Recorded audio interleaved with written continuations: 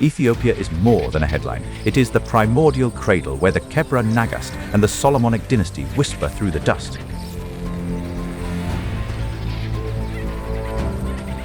Before long, the aroma of toasted grain and forest coffee vanishes, overtaken by the sharp, metallic bite of the active crater.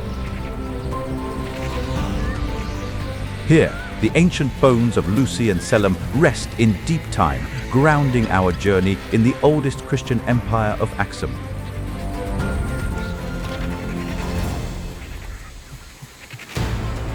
Within just 20 minutes, the landscape shifts dramatically, plunging from fertile mountain summits down to a basin 100 meters below sea level.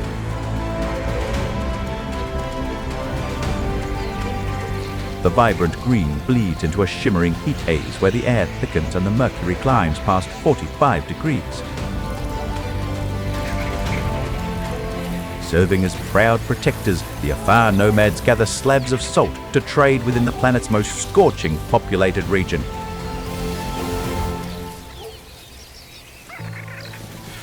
Deep below their feet, 3 tectonic plates tear at the continent's heart, a groaning of rock birthing a future ocean.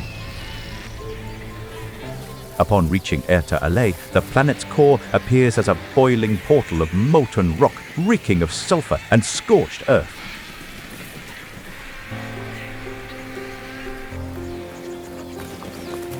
Dalal follows with its neon yellows and acid greens, a kaleidoscopic landscape where life simply cannot take root.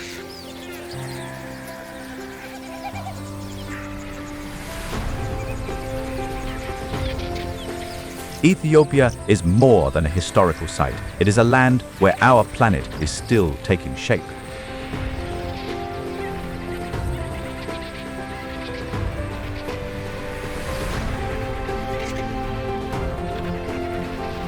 From the desert haze, a monolithic column of dust rises to reveal a line of camels stretching beyond the Earth's curvature.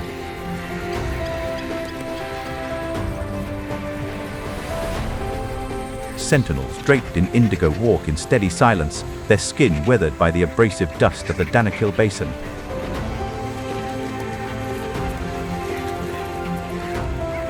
For 1,000 years, this salt route has connected the lowlands to the heart of Africa, a trade of grit and bow.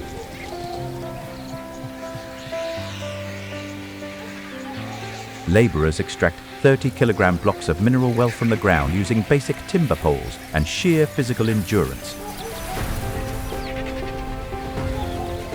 To the Afar, this void is not a place to be survived, but a home that defines their fierce identity.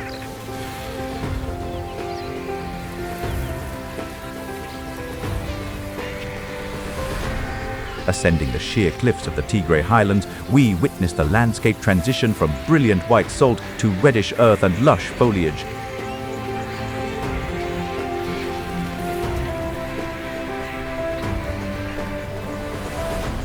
At the edge of a red volcanic pit, the ground does not rise, it falls away to reveal the architecture of the impossible. Carved directly into the subterranean bedrock, the Church of St. George forms a massive stone cross-level with the surrounding ground. King Lalibela sought a new Jerusalem here, carving faith into stone with the labor of men and the help of angels.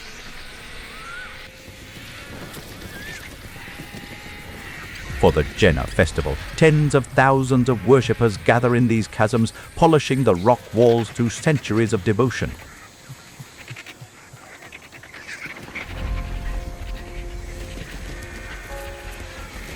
A 24-meter needle of solid granite pierces the northern sky, a visual sentinel of a forgotten age.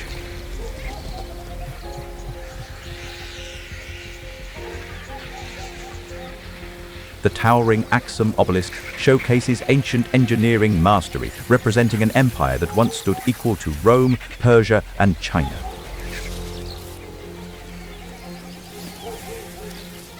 This was the trade nexus of the Red Sea, where gold and frankincense moved toward the legendary Silk Road.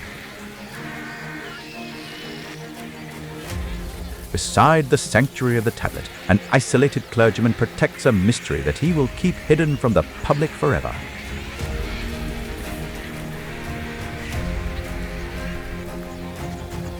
The Ark of the Covenant remains the spiritual backbone of an identity that was never conquered by colonial hands.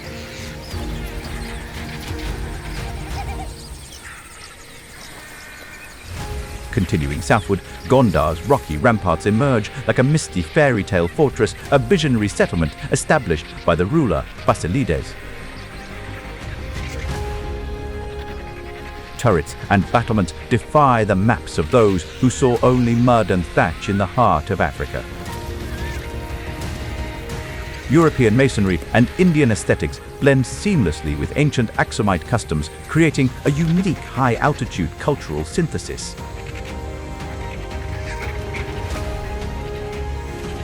The Lion of Judah watches from church ceilings, glowing in the amber light of an afternoon sun that turns stone to gold.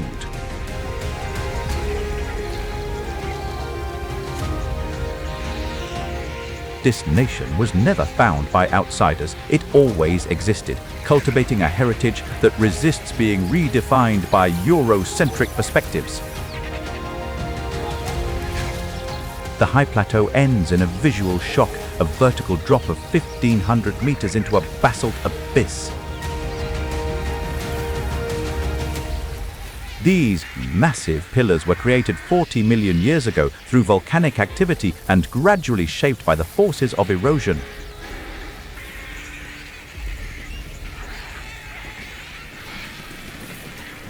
Ras Dashen stands as the roof of Africa, its shadow measuring time across a valley older than humanity itself. Perched on uneven rock faces, the Galada baboons rest, their distinctive crimson chest markings shining brightly in the high-altitude sunlight.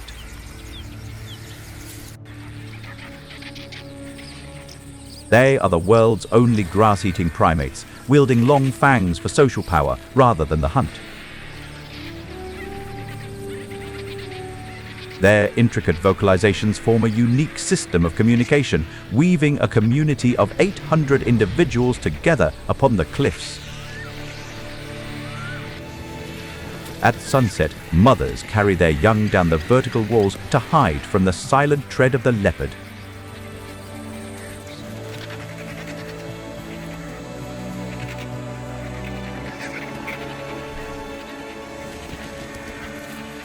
Throughout the frozen grasslands, the red-furred Ethiopian wolf glides silently, representing the most endangered canine species on the globe. This Afro-alpine world is a fragile kingdom, a remnant of the Ice Age clinging to the thin air of the peaks.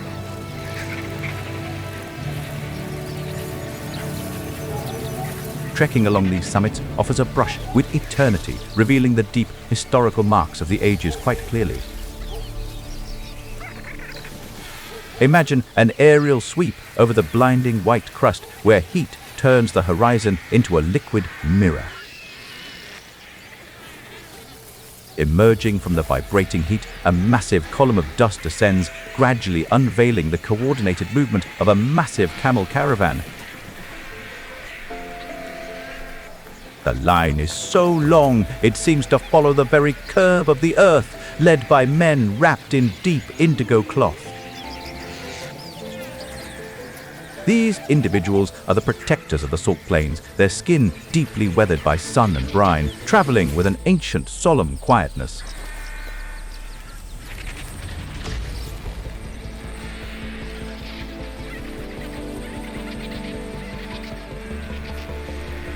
For over 1,000 years, this route has served as the pulsing artery of an ancient empire.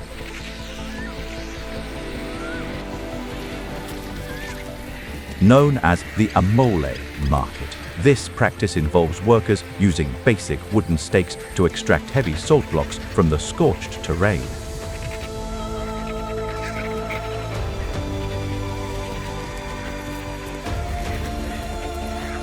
Each camel carries the weight of survival, 4 heavy blocks for a grueling 3-day trek to the markets of Mekele.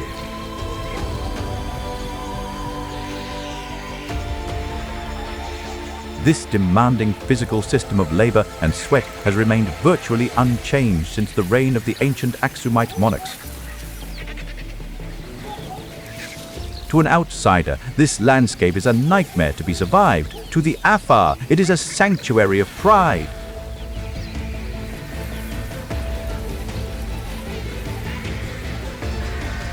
Rather than a wasteland, they find comfort here, navigating the Earth's most unforgiving environment with a sense of everyday routine.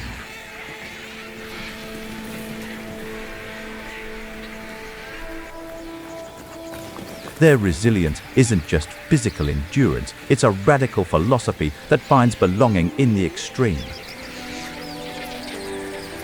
Departing the barren salt basin, our path transitions into an incredibly steep ascent leading up to the Ethiopian Highlands.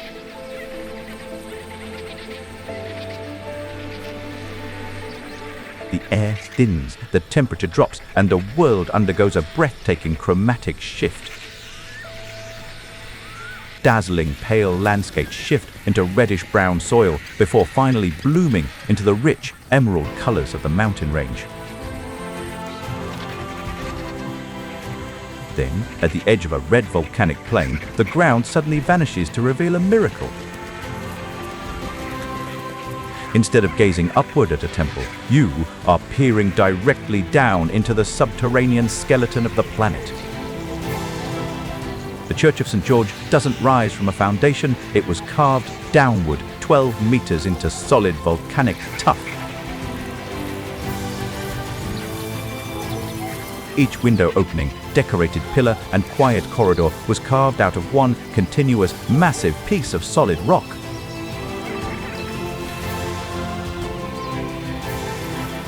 Standing on the rim, you see a massive cross flush with the ground, a masterpiece created by iron chisels and sheer willpower.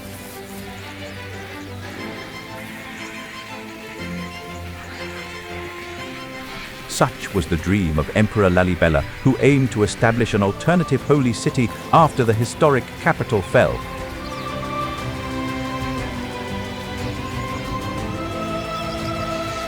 Legend says that while men toiled by day, angels descended at night to double the progress on these 11 monolithic wonders.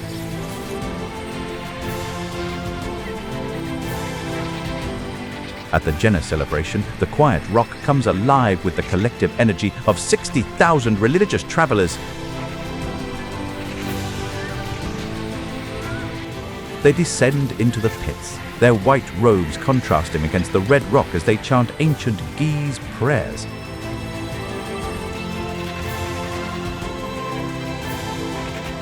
Examine the entrances carefully. The masonry has been smoothed, not by natural weathering, but by 800 years of devout human touch.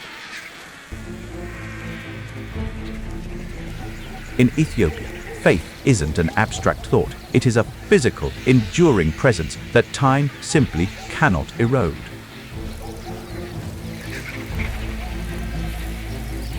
An 80-foot pillar of solid granite reaches into the northern heavens, standing as a quiet monument from a lost era that resists decay.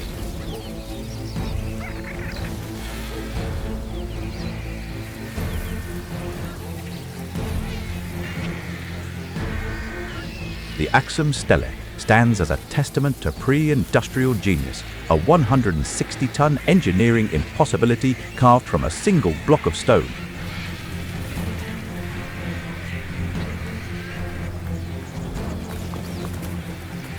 This structure served as a grand symbol of the Aksumite state, which ranked as a major global superpower alongside Rome, Persia, and China.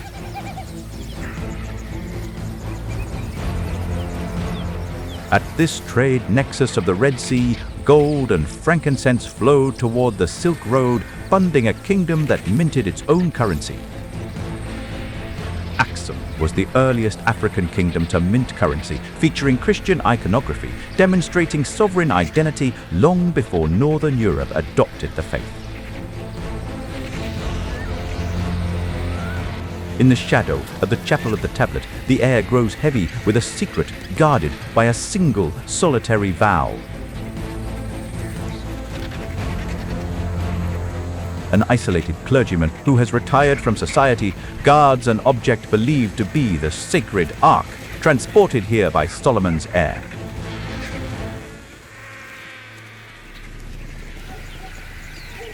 This unseen treasure is the spiritual backbone of Ethiopia, an identity forged in faith that remained unbowed during the scramble for Africa. Heading southward, the environment transforms once more as the grand fortresses of Gondar appear like a mythical castle floating in mist. The royal enclosure is a 12-hectare city of dreams, where Emperor Fasilides traded a nomadic life for permanent stone battlements in 60 v6. These impressive stone fortifications completely disprove the Eurocentric misconception that traditional African architecture relied solely on clay and straw.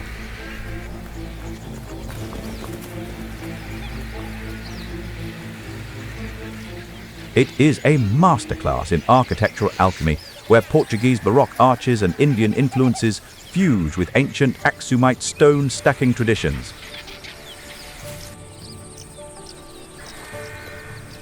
Within the walls of Debre Berhan Selassie, painted sacred lions gaze down while the setting sun bathes the dark basalt in warm, golden hues.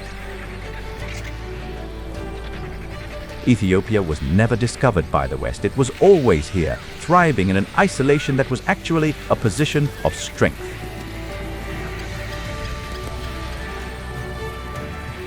Once the spires of Gondar disappear from view, the flat highlands drop off dramatically into a massive 5,000-foot volcanic chasm.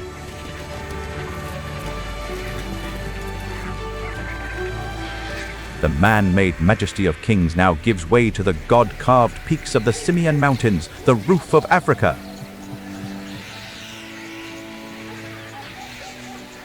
Moving past these historic ruins, we ascend to a high-altitude realm where the atmosphere is sparse and only rugged, wild nature exists.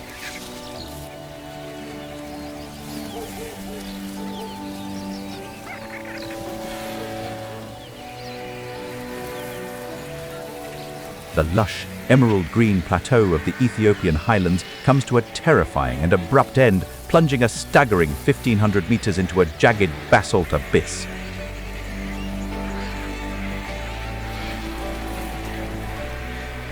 The dramatic vistas of the Simien Range present a landscape that appears violently cleaved by the hand of some cosmic giant. These massive columns were forged 40 million years ago by the relentless fire of volcanic eruptions and then painstakingly carved by the hands of geological erosion.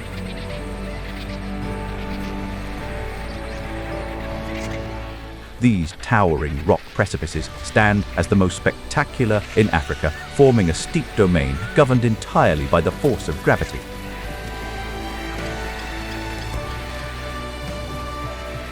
Standing at the summit of Astashen, the roof of Africa, at 4,500 meters, you feel the crushing weight of deep time.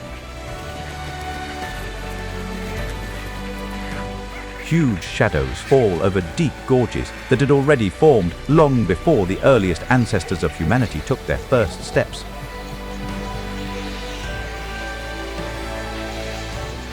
This is a landscape of absolute extremes, a fortress of rock that guards the secrets of a primordial and unforgiving world.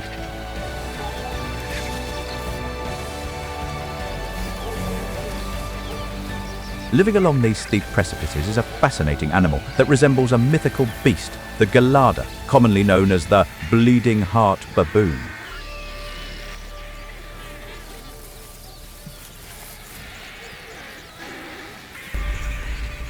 An alpha male sits motionless on a razor-thin cliff's edge, his long golden mane blowing in the mountain wind, while a bright red patch of skin on his chest pulses like a raw beacon.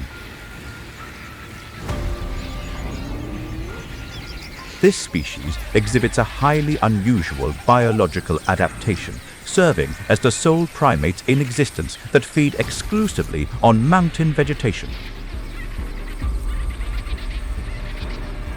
Though they possess terrifyingly long canines, these ivory daggers are never used to hunt meat. They are symbols of status and weapons of intense psychological warfare. They live in highly social, noisy communities, communicating through intricate calls that bear an uncanny resemblance to complex human dialogue. This language binds troops of up to 800 individuals into a tight, resilient social web.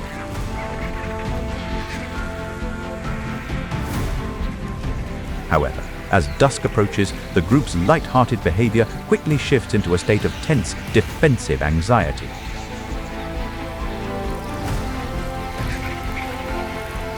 In a breathtaking display of agility, mothers securely conning their infants and begin a vertical crawl down the sheer, vertical rock walls.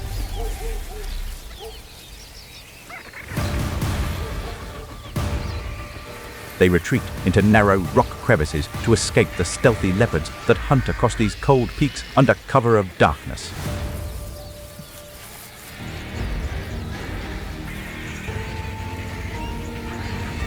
High above the tree line, where the air is thin and the frost bites deep into the volcanic soil, moves a crimson ghost, the Ethiopian wolf.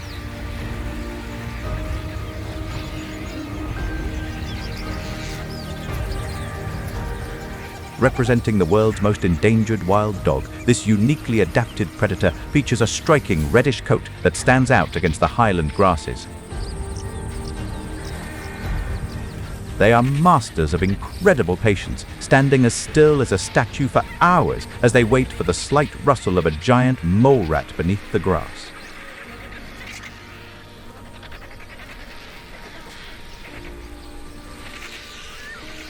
These highly resilient canines have persisted through extreme climate cycles and the turbulent geological formation of the massive Rift Valley.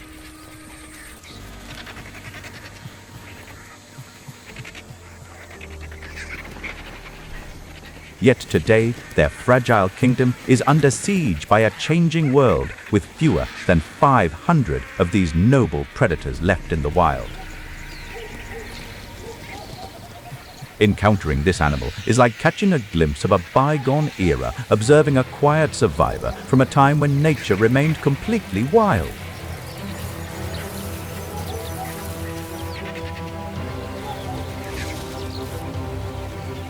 Their presence is a thin, golden thread in the tapestry of the high plateau, a reminder of the precious life we stand to lose.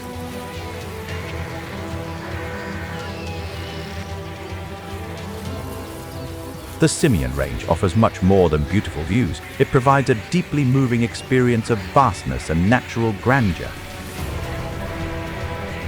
As the highland sun dips below the horizon, turning the basalt walls into pillars of liquid fire, you realize that life here exists on the razor's edge. Elevation acts as a record of history here, where climbing higher transports you closer to the primordial origins of our world. The Gelada's rhythmic call and the wolf's silent, haunting trot are echoes of an era that refuses to be erased by the modern age.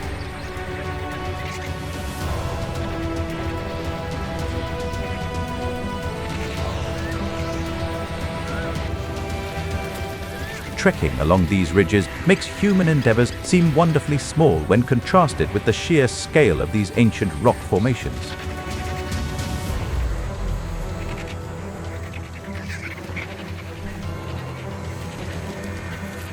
Ethiopia offers us a rare gift, the chance to see the world not as we have made it, but as it has always been.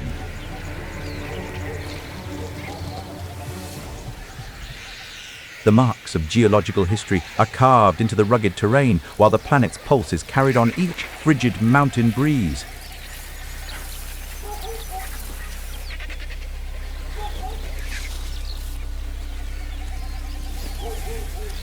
This is the roof of the world, and it is still beating with a wild, untamable heart that demands our respect and our wonder.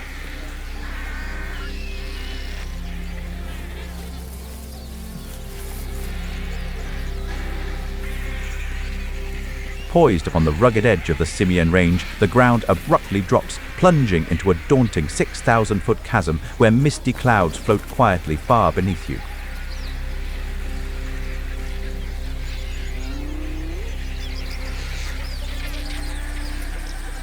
This is the Great Rift Valley, a massive planetary scar so wide it generates its own violent weather systems and dictates the flow of life across the entire continent.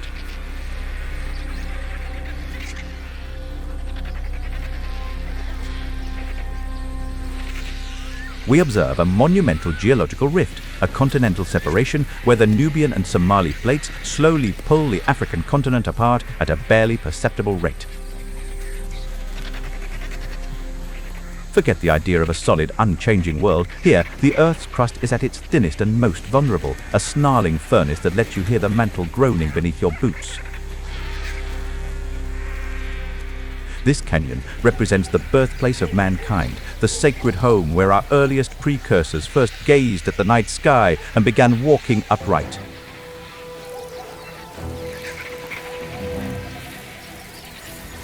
As the sun reaches its zenith, the mercury-colored surface of Lake Ziwe undergoes a shocking transformation into a sea of shimmering neon pink.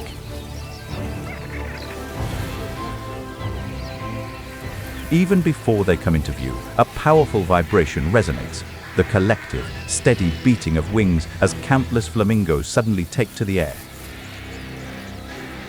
These birds are nature's ultimate alchemists, thriving in caustic alkaline waters and feeding on toxic cyanobacteria that would kill almost any other creature on the planet.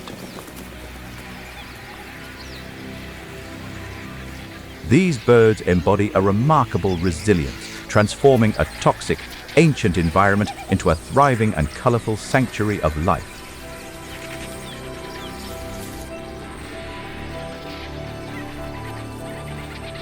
Nearby, the Awash River carves a desperate white water path through ancient black basalt, fighting a losing war against the encroaching desert. In a peculiar natural phenomenon, the Awash River never joins the sea, instead draining directly into the parched Afar desert where it evaporates in the arid heat.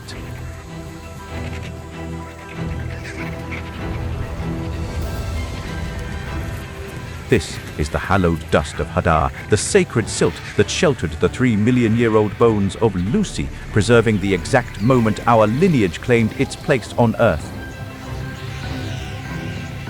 At last, we depart from this scorched volcanic territory, ascending toward the refreshing, fog-shrouded summits of the eastern mountain range.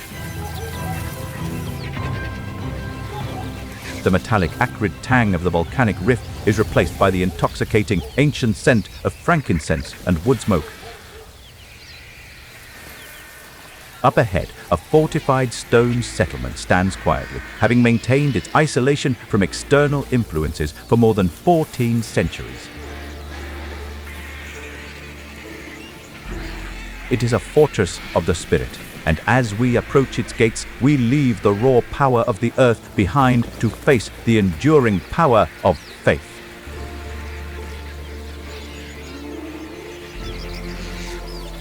The concluding segment of our travels brings us to a historic sanctuary enclosed by a grand 2-mile defensive perimeter of pale limestone. This is Harar Jugol, a medieval fortress of the spirit that has stood as an immovable sentinel for over 1,000 years.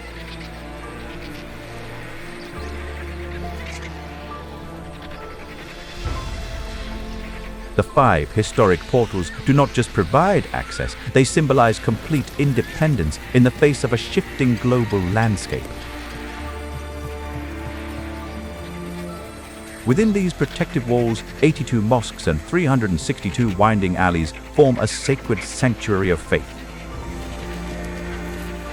This enclave is famous for its resistance. During the mid-19th century, adventurous English explorers were turned away, encountering a state that rejected imperial authority. Stepping inside is a sensory explosion, a vertical plunge into a living kaleidoscope of terracotta, saffron yellow, and brilliant turquoise walls. Though the alleyways are barely wide enough for two individuals to pass, they carry the immense religious significance of Islam's fourth most sacred city.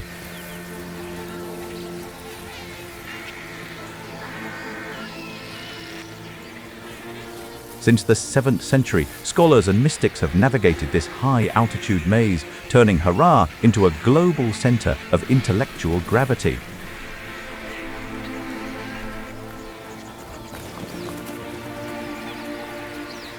As the earliest morning rays illuminate the minarets, the breeze carries the intense herbal fragrance of fresh cut, the valuable green crop that drives this historic market.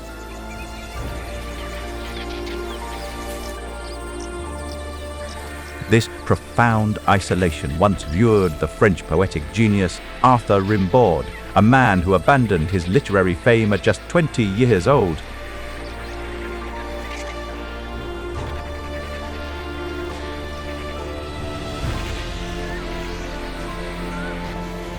Leaving literature behind, he became a merchant of coffee and weapons, discovering a sense of peace in Harshest that French high society could never offer.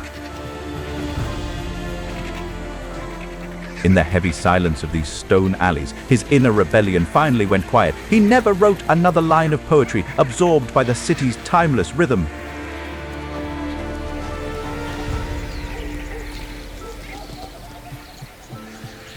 Yet when dusk falls and the highland temperatures drop, a mesmerizing and somewhat eerie nightly custom begins to unfold within the darkening streets.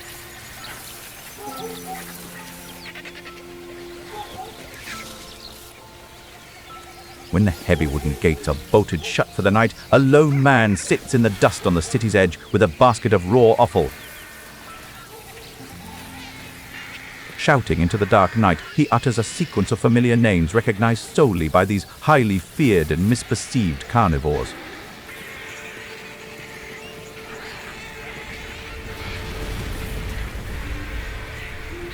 From the darkness, dozens of glowing green eyes appear as wild hyenas trot confidently toward the flickering torchlight.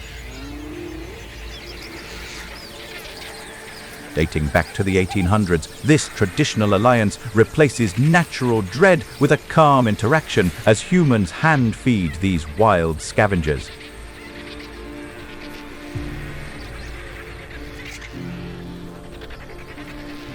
The boundary between the wild and the tamed dissolves as powerful jaws snap inches from human skin in a ritual of total mutual respect.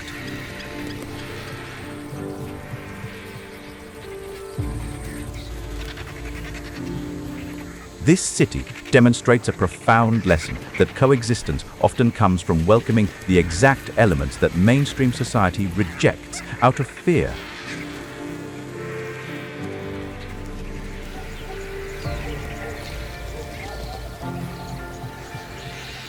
It is a place where radical isolation and savage beasts coexist in a heartbeat that defies the frantic ticking of the modern clock.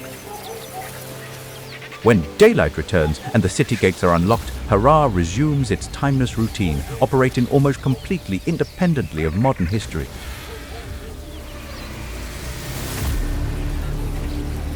Ethiopia is not merely a place where history is stored, it is where the most ancient laws of the earth are still being lived every single day.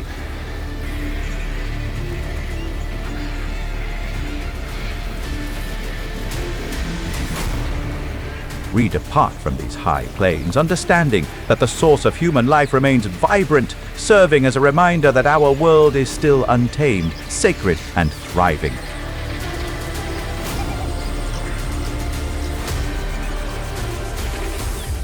Leaving the fortress walls of the highlands, we descend 1,000 kilometers into the southwestern heat of the lower Omo Valley.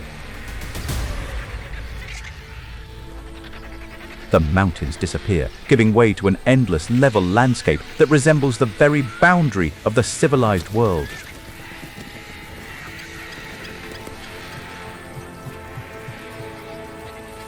There are no paved roads or steel towers here. The land is defined solely by the silver curves of the Omo River.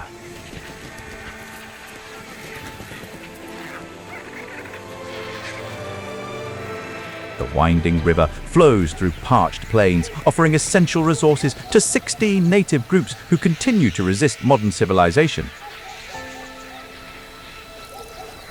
In this uninterrupted land, global history is irrelevant, blocked by a geography that demands respect and a cultural will that refuses to break.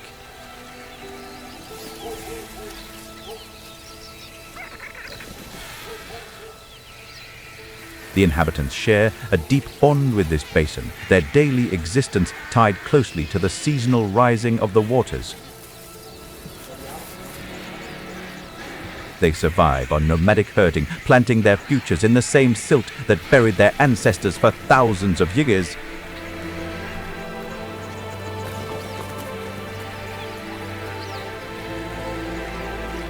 Positioned at the heart of this cultural diversity are the Mercy, highly recognizable yet frequently misrepresented representatives of historic traditions.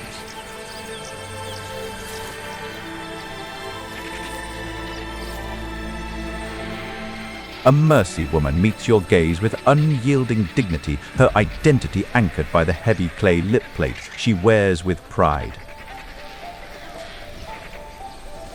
While visitors may find the custom startling, for her it symbolizes social prestige and a proud refusal to adopt Western standards.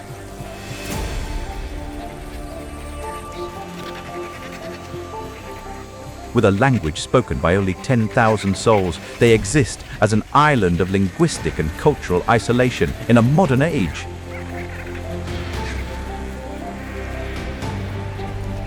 Rather than seeking acceptance from outsiders, they prefer to preserve a traditional way of life that flourishes in the wilderness.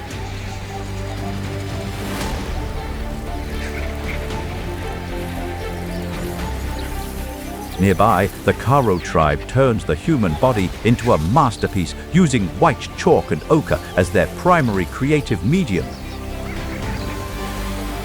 Each dawn, they decorate their bodies with elaborate painted motifs, temporary artworks enjoyed for a single day before washing away.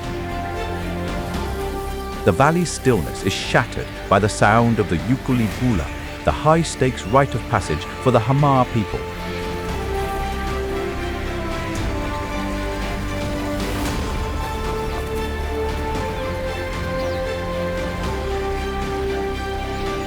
A row of 20 large cattle is held steady, their broad backs creating a shifting, unstable platform of flesh and bone.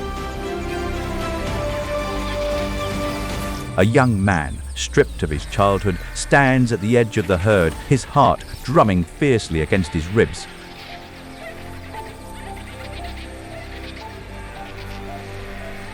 The atmosphere resonates with the rapid chiming of iron bells fastened to the legs of dancing females, intensifying the ceremony's tempo.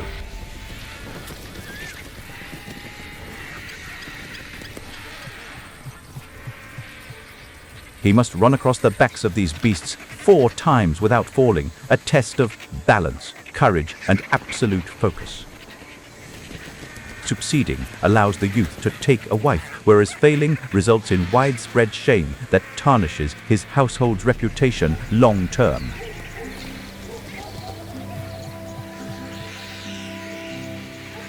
It is a raw, visceral drama where the stakes are nothing less than his entire future within the tribe.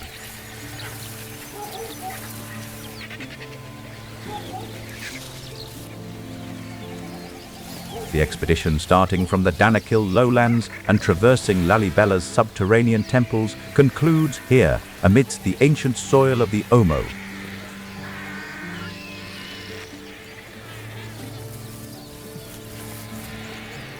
Ethiopia is not a museum. It is a breathing entity that functions by the most ancient laws of the planet.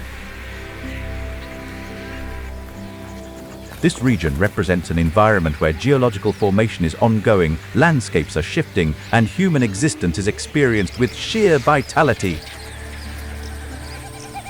The sunset over the Omo turns the water into liquid fire, a closing image of a world that ignores the clock.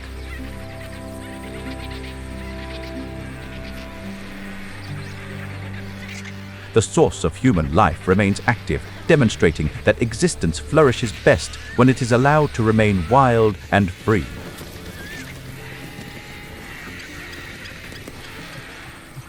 In the silence, we find the beginning of our own story, etched into the stone and skin of a timeless land. This nation provides an uncommon opportunity, the ability to experience our planet in its original state before human intervention took over. The Omo River doesn't care about the lines on a map as it surges 250 miles south toward the jade waters of Lake Turkana.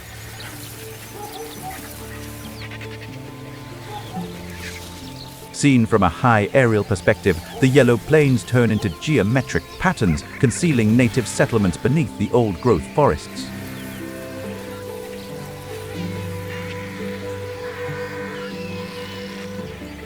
This isn't just a territory, it's a sovereign silence that existed long before the first human word was ever spoken. In this region, the rugged terrain remains defiant, persisting in its natural state while modern society rushes past in vain. We return to the very beginning, staring at the 47 fossilized fragments of Lucy, the mother of us all, who walked these highlands eons ago. This ancient heritage is not confined to museum exhibits, it lives on through the active ceremonies of the Omo and the songs of Lalibela.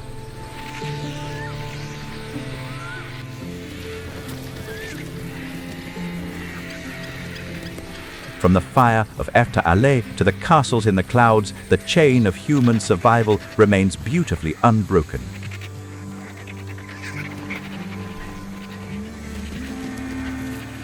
We are observing an ancient way of living that persists today, rooted in ancestral traditions and shaped by the volcanic landscapes of the rift. Ethiopia was never waiting to be found. It was standing tall before the modern world even had a name. The past is not merely preserved in inert artifacts, but is dynamically reenacted daily upon this ancient and enduring landscape.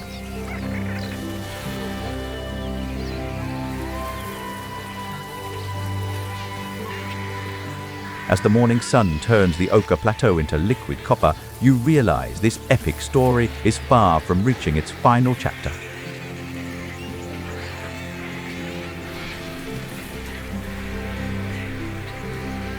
The birthplace of humanity remains active, calling on us to recognize our shared origin within this rugged and sacred earth. This isn't a museum. It is our origin, still writing its next chapter in the eternal golden light of a brand new